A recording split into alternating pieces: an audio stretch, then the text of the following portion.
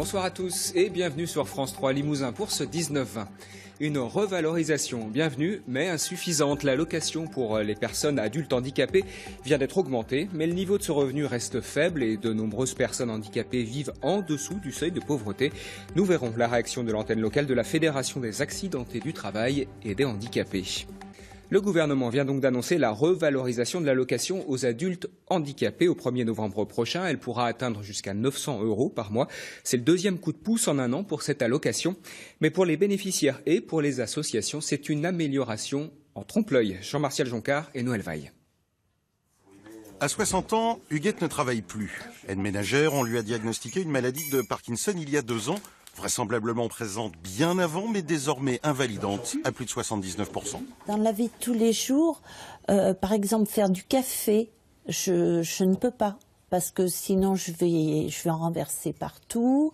Ouvrir des boîtes, servir simplement, prendre une casserole.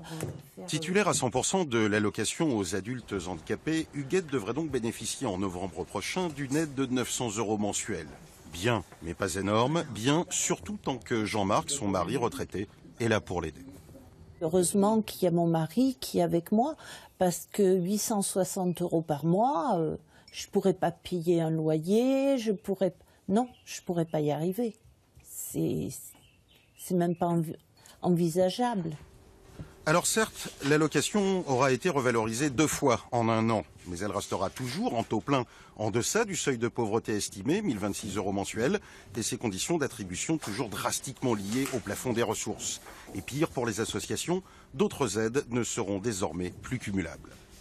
Ce qui pose aussi souci, c'est la suppression annoncée du complément de ressources AAH, 179 € et quelque chose, qui est pas tout à fait supprimé, mais refondu avec la majoration vie autonome, sauf qu'elle est d'un montant de 104 €, donc un peu plus de 70 € déjà de perte, et surtout les conditions ne sont pas du tout les mêmes.